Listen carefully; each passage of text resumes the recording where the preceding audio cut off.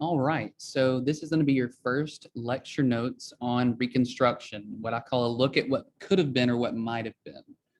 So um, just a quick little review.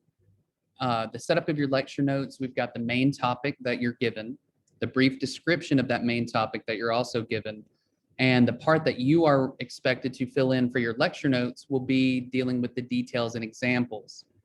And then also keep in mind that throughout the lecture, there are going to be a certain number of questions that you're going to need to copy down the question and the answer in the lecture notes in order to get your full credit for that section. So I'll be checking these at the beginning of class. That's how you're going to get your other half of your full grade for the lecture notes, and that'll be your discussion questions for the class that we'll discuss in class. Okay, so just a brief little intro into Reconstruction. We're going to cover the first half of Reconstruction, or presidential Reconstruction as it's known now.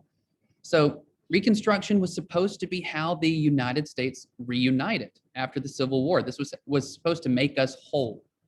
So after the Confederacy lost, we see the South was supposed to be rebuilt to include newly freedmen into society. So this was really the way to add the formerly enslaved into society with ownership of land. That was the number one thing that was supposed to take place, was giving them land. And anything less than full citizenship would be a betrayal of our nation's promise of life, liberty, pursuit of happiness. So it was that moment to truly incorporate the formerly enslaved into society as full and equal citizens. And so the victorious North tried to implement its own version of freedom with this free labor idea. So the idea of free labor. So it was believed that if the newly freedmen were given the same opportunity as Northerners, then they would be productive. And so they believed that this would also help restart the economy that had been destroyed previously through the war. So they saw this as a way to turn the South into what they called a free society. So the idea with free labor being that those who were formerly enslaved had the option and choice to work where they wanted to work and pursue what kind of job they wanted to do while being paid for it. And so we see that the white Southerners reacted as we would expect to the military being defeated and ending the slavery with terror. They were terrified. So they were terrified of their future because of the destruction in the South and having to actually give in to the North. So they saw their whole way of life being threatened. So for your details and examples, nearly a fifth of the Southern's male population was killed during the war.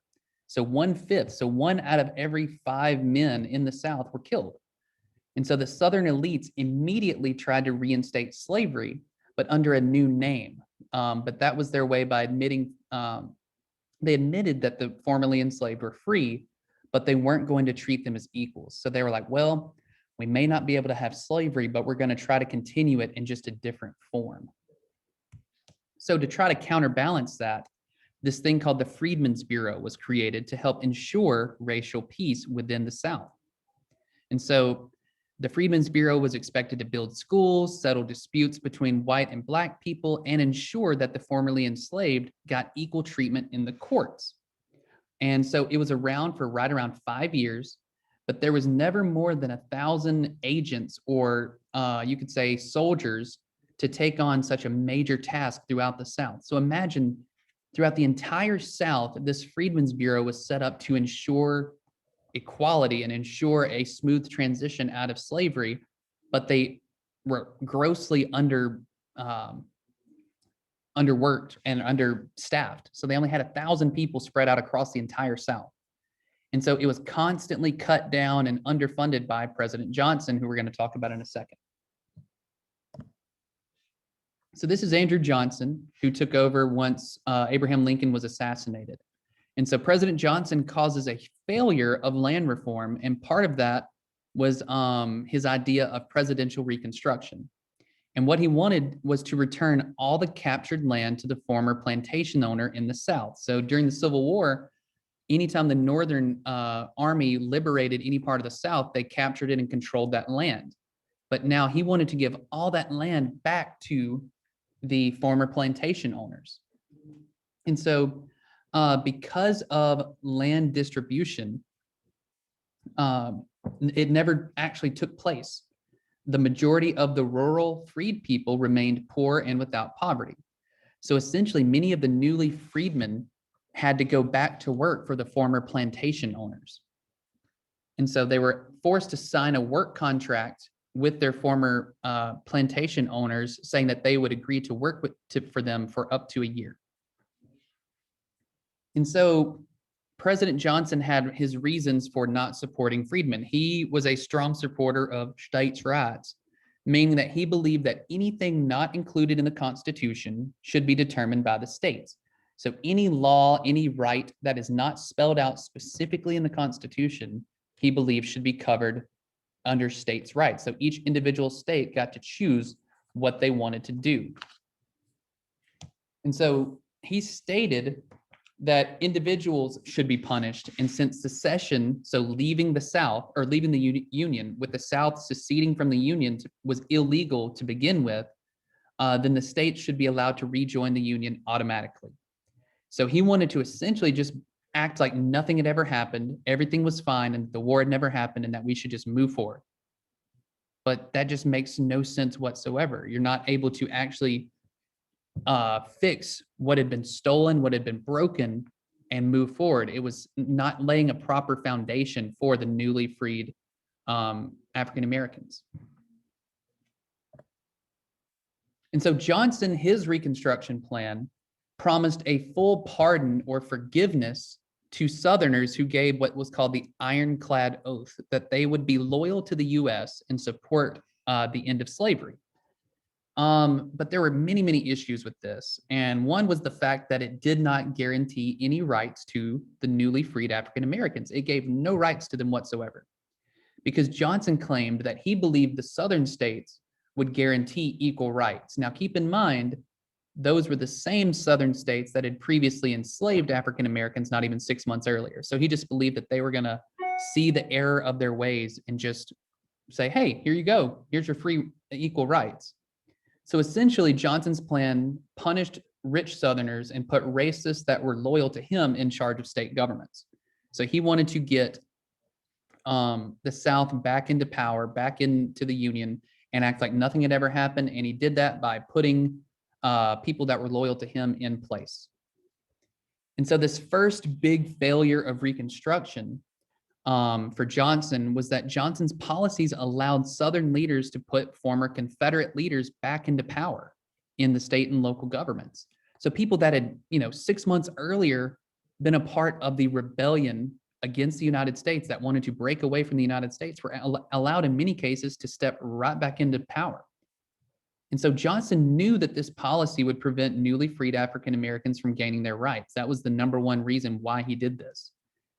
So for example, Alexander Stephens, who was the former vice president of the Confederacy, he was put into prison for only a few months before he was then freed and elected as governor of Georgia, where he spent the rest of his life until he died in Georgia politics. And so for your first discussion question that you need to copy down and answer before class, what effects do you believe that this would have on the South? Johnson's first failure of Reconstruction. So what effects do you believe it would have on the South, and what benefit would he get from doing this? So Johnson, what benefit would Johnson get from allowing the former Confederates back into power, as well as preventing newly freed African Americans from getting their rights? So that's your first discussion question you need to copy down and have answered. So let's talk about his second failure of presidential Reconstruction, was the creation of what's known as black codes. So ending slavery created this huge need for labor. So the Southern elites pushed state governments to pass what was known as black codes that would essentially control the lives of freedmen before they even had a chance to enjoy their freedom. So it forced them back into a different form of slavery. And so Mississippi and South Carolina were the first states to pass black codes. And so they forced freedmen to show proof of employment each year, or they would be arrested for what's known as vagrancy. So they were forced to show proof of employment, or else they would be arrested for vagrancy and put back into another form of slavery. So for your second discussion question that you need to copy down, what do you believe was the ultimate goal of black codes? So what was the ultimate goal, and then what role did slavery play or what role did slavery ending play in the passage of black codes? That's your second discussion question. Okay, Johnson's third failure of the presidential Reconstruction was his willingness to ignore and block education. So he was willing to ignore states banning education for newly freed African Americans, and it showed how far he was willing to go to prevent them from having the right to an education. So he willingly ignored that states were banning newly freed African Americans from going to school. And so the federal government prevented federal money from going to the state schools that were integrated as a way to intimidate and prevent Black and white children from going to school together. So if there was a school that tried to integrate schools, they would have their funding cut from the federal government. So for your third discussion question, so the third question you need to copy down, why do you believe that the leaders were so intent on preventing freedmen from gaining an education? Why were they so serious about making sure that newly freedmen were not able to receive a good education? What was kind of their incentive or their intent for doing that? Why were they so intent on doing that?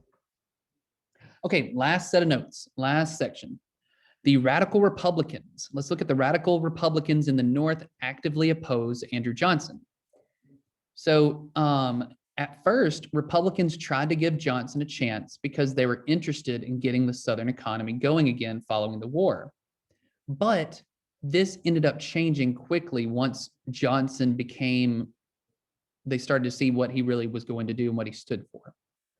And so the radicals, which include Thaddeus Stevens on the left right there in the picture and my hero, Charles Sumner on the right, they were the only group to oppose Johnson because he lied about giving rights to freedmen.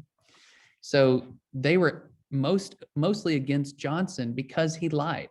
Straightforward, he just lied about, he said, oh, well, yeah, all the formerly enslaved, they'll be getting their rights, even though they never did.